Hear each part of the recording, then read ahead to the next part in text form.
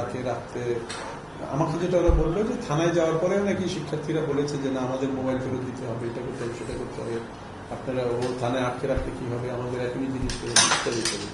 তারপরে আপনার থানা যারা ছিল তখন তারা বলছে ঠিক আছে ওরা চিকিৎসা দেবে, তখন ওরা ঢাকা মেডিকেল ইমার্জেন্সি নিয়ে আসে, কারণ থানায় রাখলে তো লাভ নয়, চিকিৎসা দিতে হবে, তারা রাইটলি বলেছেন।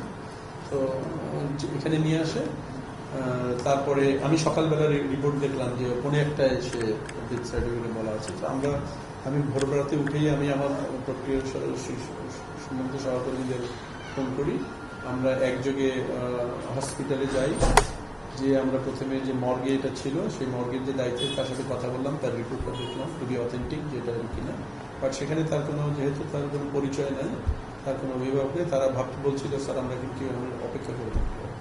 তারপর আমরা ওখান থেকে হলে যাই, হলে যে আমরা প্রভোস্টকে ডাকাই এবং হসপিটালে ডাকিয়ে আমরা যে 2টা রুমের এরকম দুর্ঘটনা ঘটেছে সেখানে আমরা তাদের পরিদর্শন করি। সুশাসন, সুদৃঢ় আর্থিক ভিত্তি, সুচিন্তা, সবার জন্য সিটি ব্যাংকই ভরসা। পরিদর্শন শেষে আমরা দুটো সিল গেলা করে দিয়ে দেবো। তারপরে আমি প্রভোস্টকে বলি তাৎক্ষণিক আপনি এখনই একটা কমিটি করবে, আমরা স্ট্যান্ড করতে পারবো, এবং এর মধ্যে আমরা ওই ওনার যেখানে ক্যামেরা আছে সেখানে যে আমরা দেখলাম ফুটেজ দেখে আসলে বাইরের ক্যামেরা ছিল তো, ভেতরের আমরা তেমন কিছু বুঝতে পারিনি। তারপরে ওনাদের বলেছে আপনি এটা দেখেন, কারণ অনেকের কাছে ভিডিও আছে, আপনাদের শিক্ষার্থীদের কাছে এগুলো দেখেন। তো উনি তাৎক্ষণিকভাবে এটা কমিটি করলেন, কমিটি করে উনি নোটিশ দিলেন যে 12টার মধ্যে শিক্ষার্থী একটা ওপেন নোটিশ দিলেন যে যারা 12টার মধ্যে তোমরা যা যা জানো আমাদের তথ্য দাও। সেই প্রক্রিয়া শেষ হচ্ছে, এখন কমিটি কাজ করছে। ইন দি মিন টাইম আমাদের বিশ্ববিদ্যালয়ের তরফ থেকে শাহবাগ থানায় যে একটি মামলা দায়ের করা হয়েছে। আমরা এখনো নাম দেইনি আসামির, কারণ আমরা তো কাউকে জানি না। হত্যা মামলা হয়েছে এবং আমরা কতিপয় মানে অজ্ঞাতনামা বলতে যেটা ওরকম বলেছি, কারণ আমি তো নাম দিতে পারি না, কারণ আপনার তদন্ত আমরা তো নাম দিতে পারি না। হয়তো তদন্ত রিপোর্ট ওনারা পেলে, এবং ওই তদন্ত আমি বলেছি আপনারা সন্ধ্যা 6টার মধ্যে আমাকে রিপোর্ট দিলেন, তো ওনারা রিপোর্ট দিলে আমরা তখন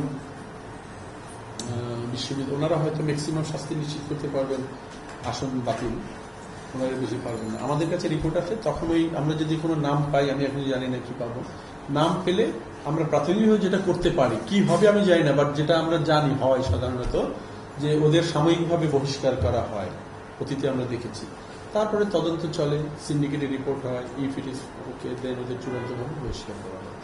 এইটা হলো আমাদের প্রশাসনিক প্রক্রিয়া চলছে একদিকে, আর একটা হলো আইনি প্রক্রিয়া চলছে।